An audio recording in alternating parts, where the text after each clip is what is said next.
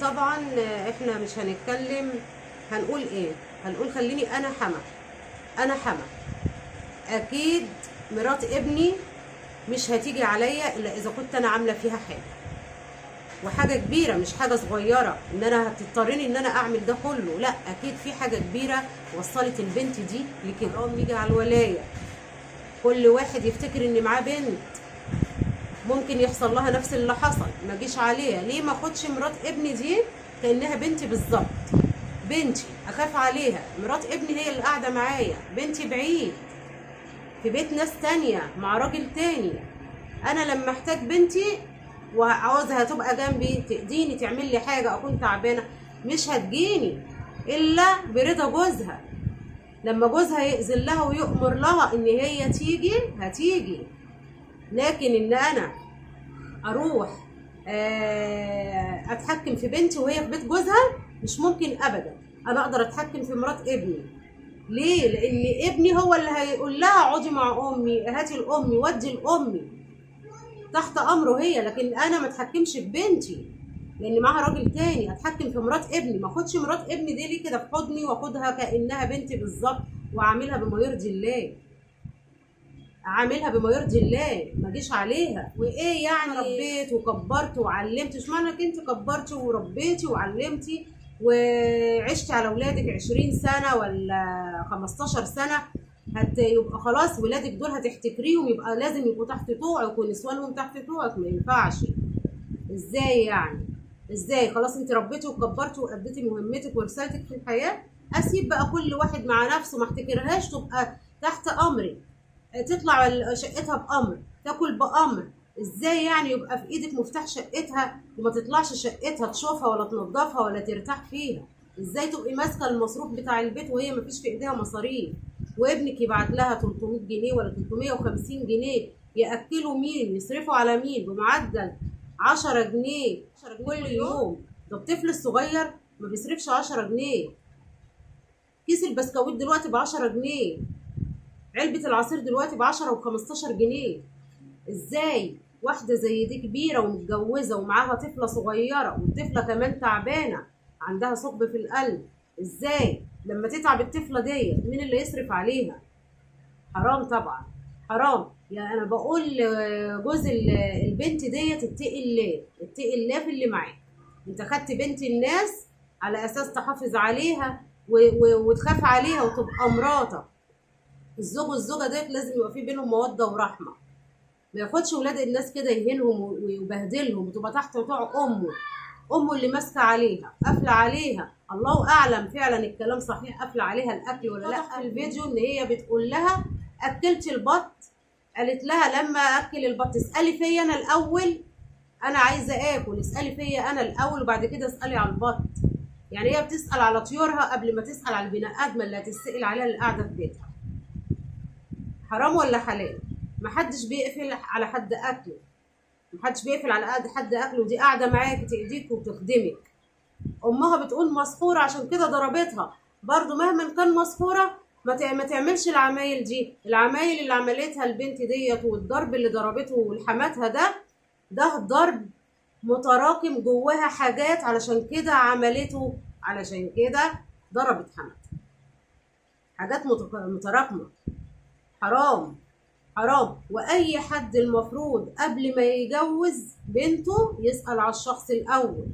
لازم يعرف الشخص دوت بيت كويس، بيت كرم، ياخدوا الواحده فيه يصونوها ولا هيهنوها. يعني المفروض نسأل على الناس.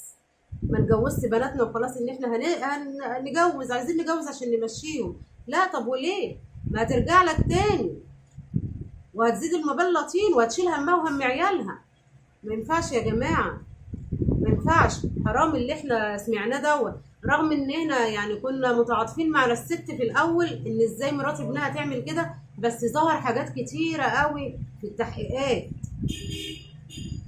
وامها وابوها لما طلعوا اتكلموا وقالوا ده هي ما قافله عليها الاكل وهي بتقول لا، بتقول الفاظ وحشه وبيهينوا بنتي وعاملين فيها عمايل مش كويسه.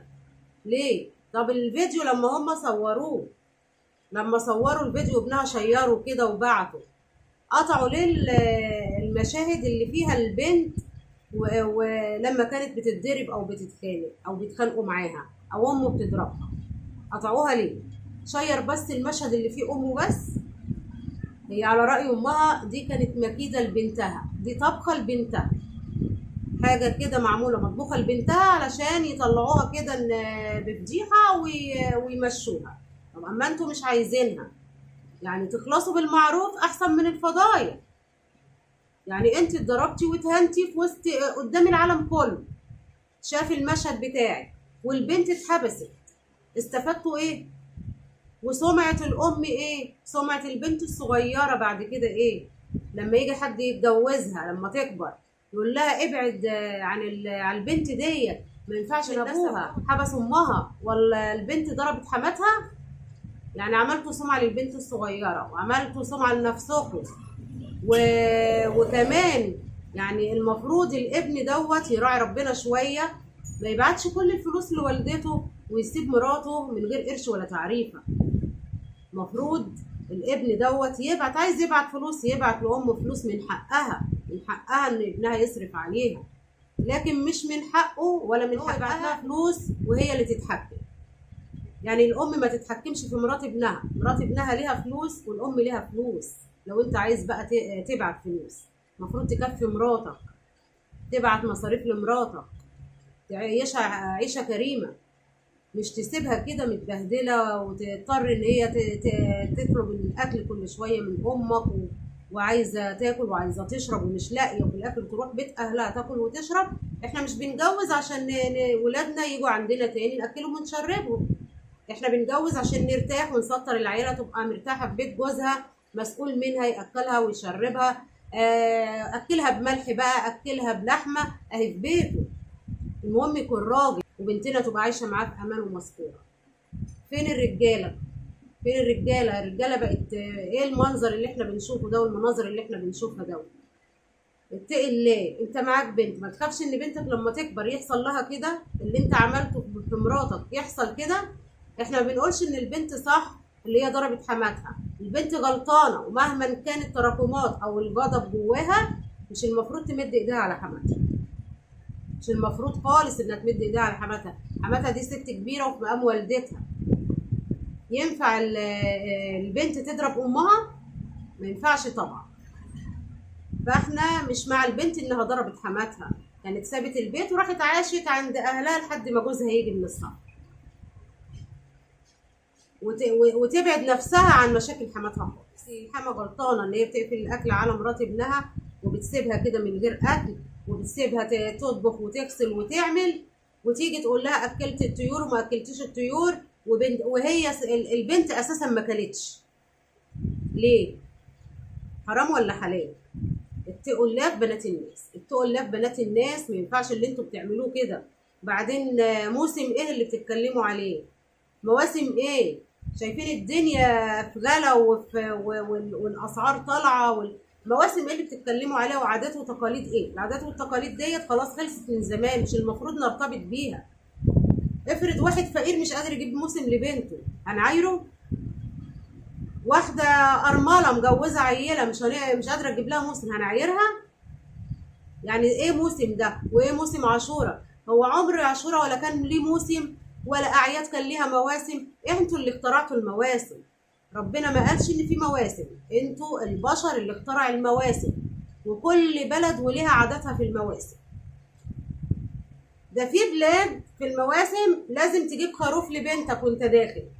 طب الخروف دلوقتي يعمل له كام الف جنيه علشان ان انا اروح اجيب خروف لبنتي؟ ما انا الكام الف جنيه دول 10 15 الف جنيه دول اجيب بيهم خروف؟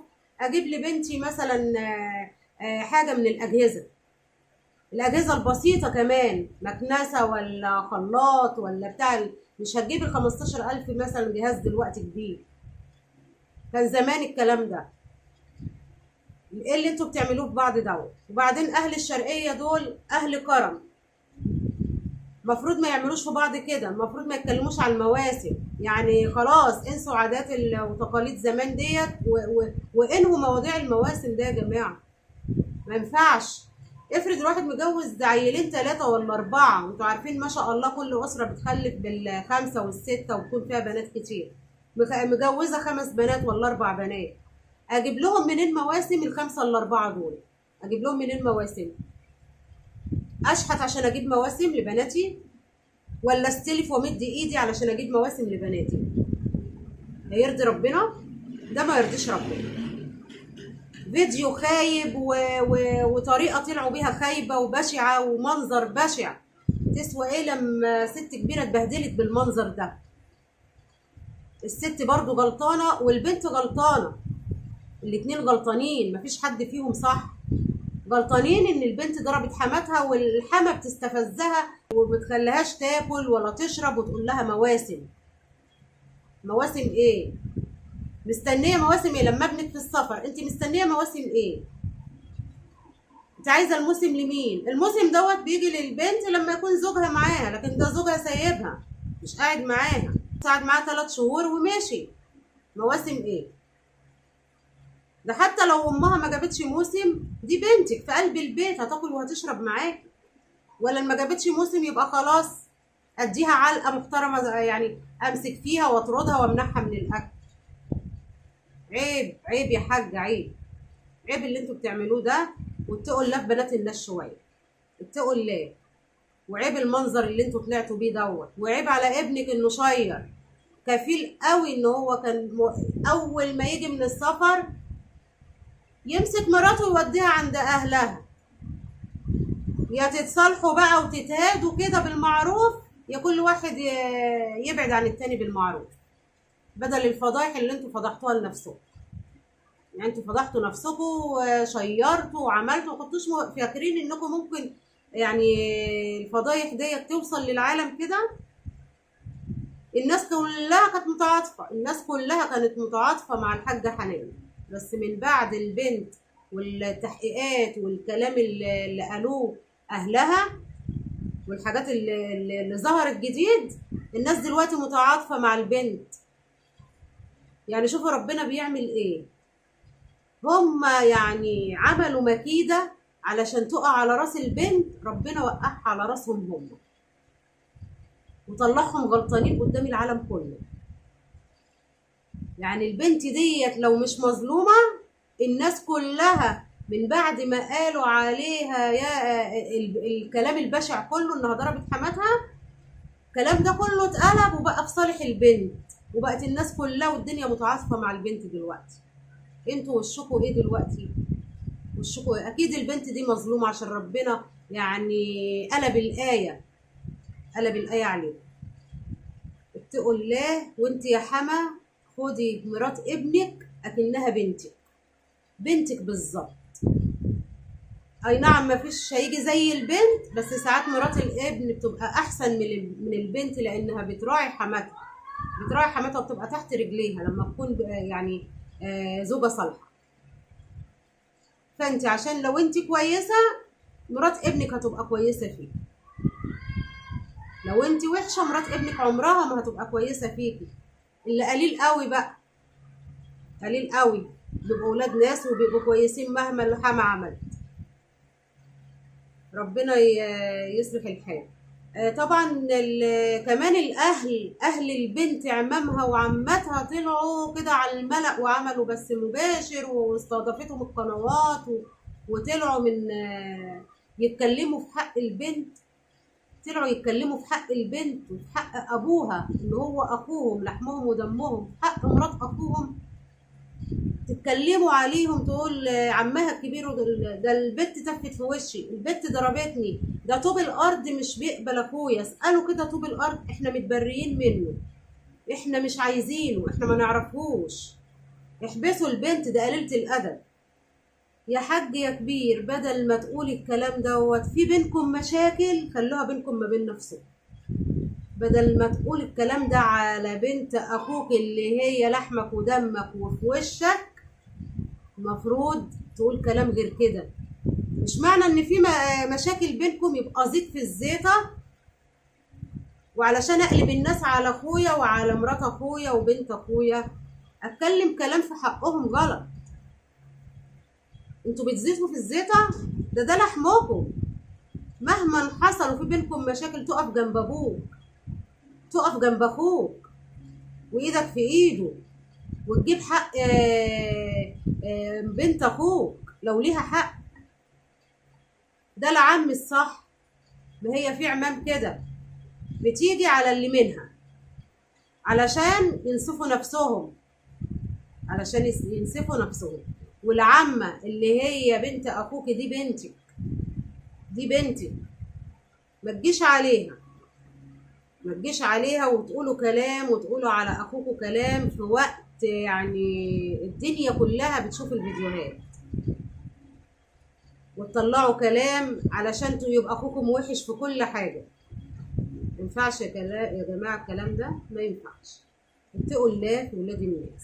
وانت يا عم ويا عمه المفروض تبقوا جنب اخوكم وتواسوه في مصيبته، لان دي مصيبه، دي مصيبه كبيره. بنته اتحبست ويا عالم مصيرها ايه،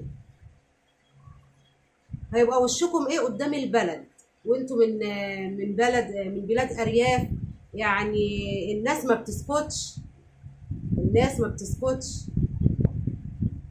مش هيقولوا عليك انك انت برافو عليك وكويس انك انت قلت كده، وقلت ان اخويا محدش بيحبه وبنت اخويا تفت عليا. دي حاجه وحشه في حقكم. عيب، عيب. انتوا راجل كبير وست كبيره، المفروض ما تطلعوش الكلام ده على الملأ قدام الناس. ما تزيتوش في الزيطه. ربنا يكون في عون اهل البنت. برضو البنت يعني صغيره ومحبوسه ويا عالم مصيرها ايه، ومعاها بنت كمان صغيره عندها ثقب في القلب، يعني تعبانه وعايزه امها. وربنا يكون في عونهم ويفك الازمه دي على خير. واتمنى من العيلتين يتصالحوا ويبعدوا عن المشاكل وعن القضايا، اتمنى. ولازم العيلتين يعني يتنازلوا شويه ويبقى في صلح. واذا كان الزوج هيرجع الزوجه وكل واحد يتغاضى عن اللي هو عمله، يبقى احسن عشان يربوا البنت الصغيره. يا ريت كل واحد كده يبقى عنده عقل ويفكر لبعدين، ما يفكرش في الوقت اللي هو فيه. يبصوا للبنت الصغيره عشان البنت الصغيره تتربى وتعيش، والحما تبعد عن مرات ابنها. يعني يا ريت الزوجه تبقى لوحدها في شقتها بمصاريفها بحالها بمحتلها، والام لوحدها بحالها ومحتلها، والزوج يراعي ربنا شويه في البنت. ربنا ان شاء الله يجيب حق البنت دي لو هي مظلومه، ويجيب حق الام لو هي مظلومه. انا طولت عليكم، انفعلت لان المنظر كان بشع. وطبعا التراكمات في البني ادم بتخليه يفقد الشعور بالوعي ويعمل اي حاجه. اتمنى منكم تعملوا اللايك والاشتراك في القناه وتفعيل الجرس عشان يوصلكم الجديد مني. واشكركم، والسلام عليكم ورحمه الله وبركاته.